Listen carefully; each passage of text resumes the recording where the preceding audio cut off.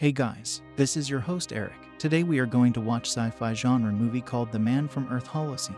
Spoilers ahead, turn on your subtitle, I greatly appreciate your support. Enjoy the video. The film begins with a university professor, Carolyn Kress, giving a tour of a prehistoric museum to her students. While not far away, she explains about Homo sapiens living in the Holland epoch. A student broke away from the group. Isabel is drawing prehistoric human skulls and jawbones. Tara, her best friend, notices Professor John Young, a lecturer on religion-related courses, examining the prehistoric human exhibit. They talk about him until they decide to approach him and greet him. He's there, it turns out, because his girlfriend, Professor Kress, is giving a. Tara wants to take a picture with him, but he changes the subject in the evening. Carolyn comes in and affectionately greets John while he is grading his students' work. Following that, we see Liko, a college student, boxing before class. His friend Philip, who is already downstairs, summons him. They go to Professor Young's class at Chico Community after Liko is ready. They, along with Isabel and Tara, discuss the similarities and differences between Buddha and Jesus in class. They invite Professor Young to a vegan dinner night to celebrate the end of the academic year after class, but he politely declines. Professor Young is approached by another colleague, Professor Gill, who informs him that he is now a grandfather and invites him to celebrate the birth of his grandson. By the sports, he asks Professor Young for a drink.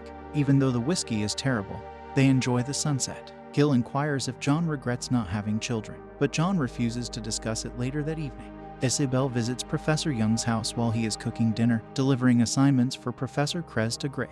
She requests the books she can borrow from Professor Young.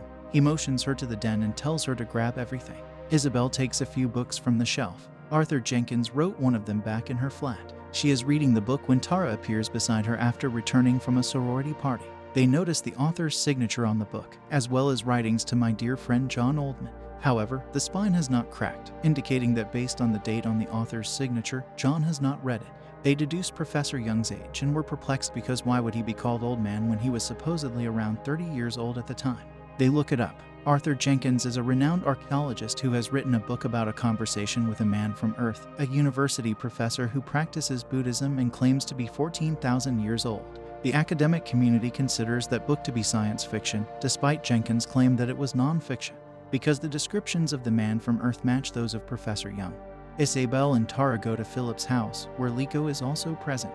They enthusiastically describe their discoveries about how Jenkins' book tells the story of an immortal man who knows a lot of things and teaches at local colleges, has almost no presence or records on the internet, avoids having his picture taken, and changes identities every 10 years. However, his first names are always John, with last names derived from modified versions of historical terms. Liko and Philip, especially Philip, who was a firm Christian believer, but agrees to assist the girls in learning more about Professor John Young. Meanwhile, in Searchlight, Nevada, artist Art Jenkins can be seen gardening with his pig, Betsy. Please, online, he returns home. Chess then receives an email from Isabel Chang inquiring about John Oldman.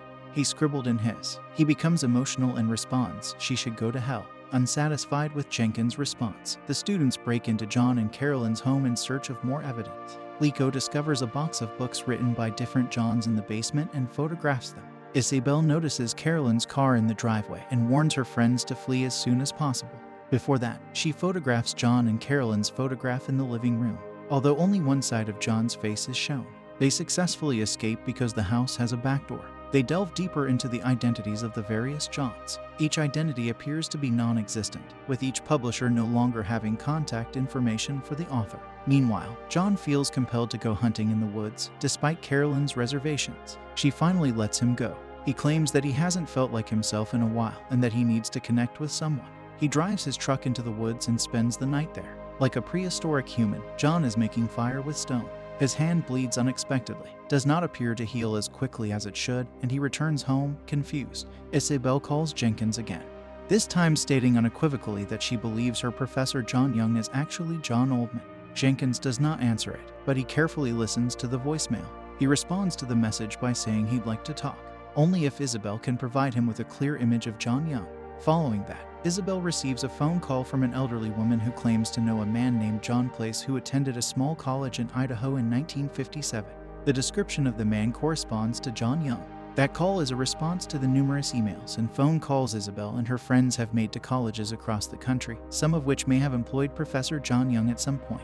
Isabel, Liko, and Tara try to take a picture with Professor Young before class by offering him coffee. However, John noticeably messes up the shots so that he does not fully show his face after class. They try to persuade Philip once more, but he remains skeptical, especially given the possibility that John Young is the Jesus Christ figure every Christian worships, but they never give up. Liko and Isabel sneak into John's window late at night and photograph him sleeping. Isabel sends the photos to Jenkins, who agrees to meet and talk with her. He bids farewell to his pig and prepares to embark on a road trip. Meanwhile, Tara visits John's office on campus and flirts with him, but he rejects her and kicks her out. Unfortunately, while flirting, she claims to know John's true identity. John believes he is in jeopardy, so he informs Gil that he wishes to resign and that he can recommend a replacement lecturer for the following term. Gil is disappointed at first, but eventually accepts him into his home. Carolyn is disappointed when John tells her that he needs to leave, but she accepts him because there is nothing she can do. Tara confesses her actions to Isabel, who is surprised because Tara's words may cause John to disappear sooner. They call Jenkins, who is still 2 hours away, and they must prevent John Young from leaving until Jenkins arrives. John is about to load his belongings into his truck after burning his only photo with Carolyn when the 4 students arrive and confront him. Isabel shows him Jenkins' book and convinces him that he is John Oldman, the living embodiment of Jesus Christ. After a brief conversation, the students leave, but Lego tastes him from behind and he falls unconscious as his head hits the pave. Meanwhile, Art Jenkins' car breaks down in the middle of the road, prompting Isabel, Tara, and Liko to pick him up, while Philip is in charge of the unconscious John and is supposed to call an ambulance for him. He does, however, find John in the basement. When John awakens, he inquires of Sean about the truth. John begs Philip to let him go, but Philip is perplexed and concerned. He agrees to release John if John informs him. John admits to teaching a group of people basic spiritual wisdom over 2,000 years ago. Then it evolved into Christianity, and people referred to him as Christ. Philip appears to believe this, but as he takes a knife and prepares to cut John free, he begins to doubt him again. John is said to have magical abilities that allow him to free himself. He starts questioning John again and becomes enraged when some of his answers contradict Bible verses that he firmly believes in.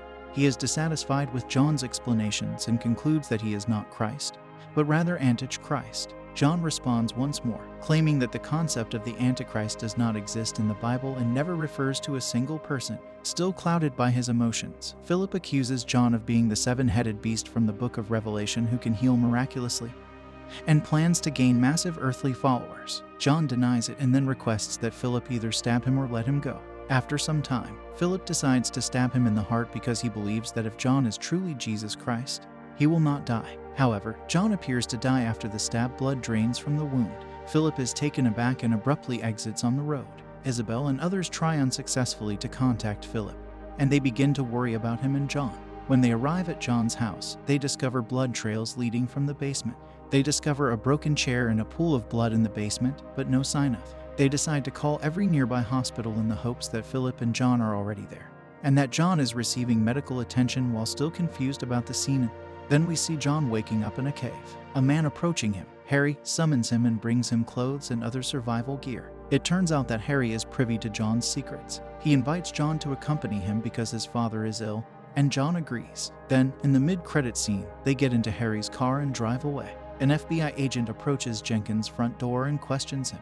John Young's descriptions match those of witnesses in several unsolved murder cases, and Jenkins is asked if Young is capable of violent behavior. Jenkins responds that he doesn't know, but that anything is possible. We really appreciate you watching. If you enjoy this video, please give it a like. And don't forget to subscribe to the channel with the notification bell because it is really important for us. Thank you.